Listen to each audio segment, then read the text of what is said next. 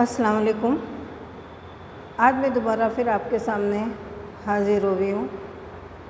آج کی جو ویڈیو ہم لے کے آئے ہیں وہ درجہ 11 کا ہے، 11ویں کلاس کا سبق نمبر 1، داستان کی تعریف۔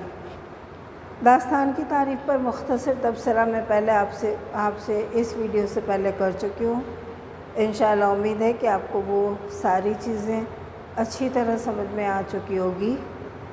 آج جو ہم پڑھنے جا رہے ہیں وہ داستان کے موجود یعنی داستان کو صحیح طریقے سے وجود میں لانے کا کام کس نے کیا، آج ہم ان مصنف کے بارے میں بات کرنے والے ہیں۔ داستان کیا ہے، داستان کیوں وجود میں آئی، داستان کے کردار کون کون سے ہیں، قدیم اور جدید دور کی داستانوں میں کیا فرق ہے، داستانیں کہاں پیدا ہوئی، داستان کے تراجم کہاں ہوئے، ان سب باتوں کا تذکرہ ہم اس سے پہلے والی ویڈیو میں کر چکے ہیں۔ آج جو ہم بات کرنے جا رہے ہیں وہ داستان کے موجود یعنی داستان کو وجود میں لانے والے میر امن، جن کو ہم مقبول داستان نگار بھی کہہ سکتے ہیں۔ میر امن کی بات کریں تو میر امن دہلی میں پیدا ہوئے، 1750 میں پیدا ہوئے۔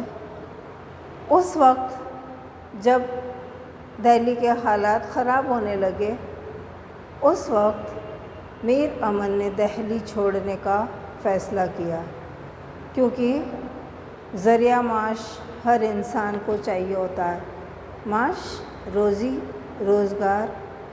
تو ان کو اپنی جاب کی وجہ سے بھی، کیونکہ مالی حالت آپ کی بہت بری ہو چکی تھی، کام کچھ تھا نہیں دہلی میں، اب شعراؤں کی وہ قدر باقی نہیں رہ گئی تھی جو اس سے پہلے مغل دربار میں ہوا کرتی تھی۔ تو ذریعہ معاش یعنی روزگار کی تلاش میں آپ نے دہلی کو چھوڑ دیا اور آپ کلکتہ کی طرف آ گئے۔ آپ کے دور کے تمام شعراء اور مصنفین انہوں نے بھی دہلی کو چھوڑ کر دوسرے شہروں کی طرف رخ کیا، کوئی لکھنؤ چلے گئے، کوئی حیدرآباد چلے گئے، لیکن آپ نے میر امن نے دہلی کو چھوڑ کر کلکتہ کا رخ کیا، آپ کلکتہ آ گئے۔ یہاں تک تو ٹھیک ہے۔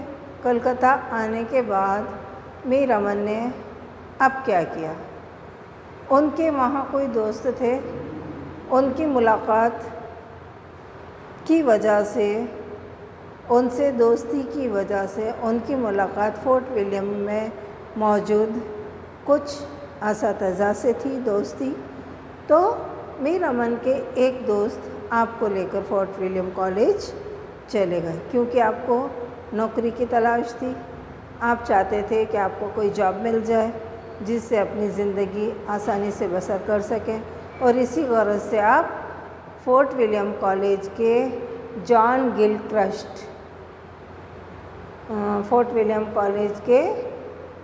گلکرسٹ سے ملے اپنے دوست کے حوالے سے، اور وہاں ان سے ساری باتیں ہوئی، آپ کو آپ کون ہیں، آپ کہاں سے آئے ہیں، آپ کو کیا کیا چیزوں میں آپ ماہر ہیں، یہ ساری چیزیں جان گلکرسٹ کے سامنے رکھی گئی۔ تو جان گلکرسٹ نے آپ کو ایک آفر دیا، تجویز دی کہ آپ کیوں نہ فورٹ ولیم کالج میں ہی ملازمت کر لیتے ہیں، کیونکہ میر امن اردو داں تھے۔ تو میر امن نے اسی وقت اس آفر کو منظور کیا، یعنی اس جاب کو منظور کر لیا، اور اب آپ وہاں پر طلباء و طالبات کو اردو پڑھانے کا کام کرنے لگے ایز ایک اردو کے استاد۔ فورٹ ولیم کالج میں آپ نے اردو کے استاد کی حیثیت سے ملازمت شروع کی۔ اب آپ وہاں پر لوگوں کو پڑھنے پڑھانے کا کام تو کرتے ہی تھے۔ ایک بار اردو کے جو انگریز استاد جان گلکرسٹ تھے، اردو شعبے کے صدر کرتا دھرتا، تو جان گلکرسٹ نے میر امن سے یہ فرمائش کی، اپنی خواہش ظاہر کی کہ میر صاحب کیوں نہ آپ یہاں موجود کتابوں کا اردو میں ترجمہ شروع کر دیں۔ تو میر امن نے ان کی بات کو سراہا اور انہوں نے اردو میں تراجم کرنا شروع کر دیا۔ اب وہاں پر جو کتابیں موجود تھیں انگریزی کی، اس کو اردو ٹرانسلیٹ کرنا، یہ کام میر امن کا شروع ہو گیا۔ اسی دوران جان گلکرسٹ کے کہنے سے ہی ایک قصہ تھا، قصہ چار درویش، جو فارسی میں لکھا گیا تھا، فارسی میں لکھا ہوا تھا۔ تو جان گلکرسٹ نے کہا میر صاحب اس قصہ چار درویش کا اردو میں ترجمہ کر دیجئے۔ کیوں؟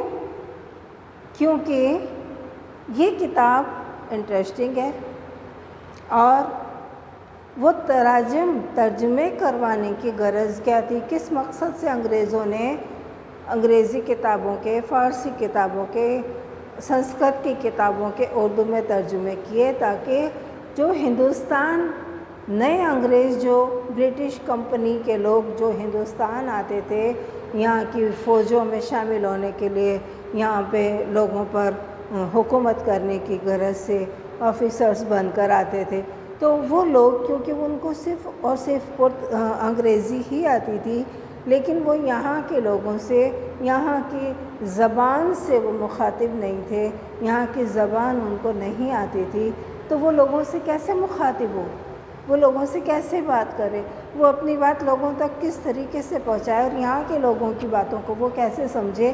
اس غرض سے انہوں نے یہ راستہ نکالا جان گلکرسٹ نے کہ یہاں کی جو کتابیں ہیں ان کو ٹرانسلیٹ کروا دیا جائے۔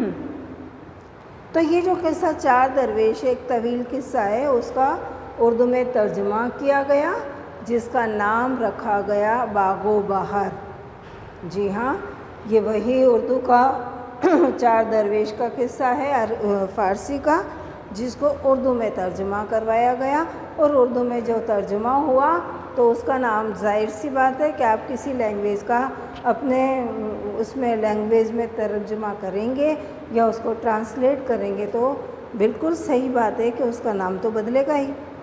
تو جان گلکرسٹ نے جو قصہ چار درویش کا اردو ترجمہ کیا، میر امن نے جان گلکرسٹ کے کہنے پر، تو اس چار درویش کا نام اب جا کر رکھا گیا باغ و بہار۔ یہ ترجمہ 1802 میں پورا ہوا، اس ترجمے کو مکمل کیا گیا 1802 میں، لیکن اس کو شائع کیا گیا 1804 میں، یعنی مکمل ترجمہ لکھا جانے کے بعد 2 سال اور لگے اس کو چھپوانے میں، شائع ہونا، چھپوانا۔ تو یہ تھا قصہ چار درویش، جس کا نیا نام تھا باغ و بہار، اور باغ و بہار کو پرنٹ کروانے میں، لکھی جانے کے بعد اس کو پرنٹ آؤٹ نکلوانے میں 2 سال کا وقفہ لگا۔ اب باغ و بہار کی خوبیاں کیا ہے، خصوصیات کیا ہے، باغ و بہار قصہ باغ و بہار میں کیا کیا چیزیں شامل ہیں، تو پہلے تو ہم یہ دیکھیں کہ اس میں کتنی کہانیاں شامل ہیں۔ تو باغ و بہار میں 5 قصے شامل ہیں۔ ایک بادشاہ سگ پرست کا، جو درجہ 11ویں کی کتاب میں نصاب میں شامل کیا گیا ہے۔ وہ 4 درویش کہتے ہیں اللہ کی راہ، اللہ سے راہ لگانے والے لوگ، درویش در در گھومنے والے۔ تو 4 قصے ان کے ہیں اور ایک بادشاہ کا قصہ ہے۔ تو یہ 5 قصے اس قصہ چار درویش میں شامل ہیں، جس کا نیا نام باغ و بہار ہے۔ اب یہ تو ہوئی قصہ چار درویش کی بات کہ اس میں قصے کتنے شامل ہیں۔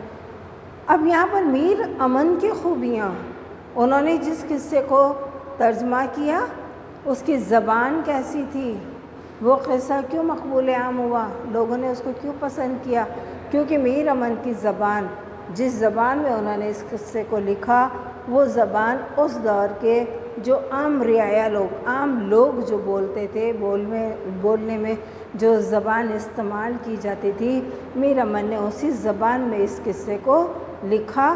میر امان نے وہاں کی عام جنتا کی زبانوں کو، ان کے بول چال کے الفاظوں کو اس ترجمے میں شامل کیا۔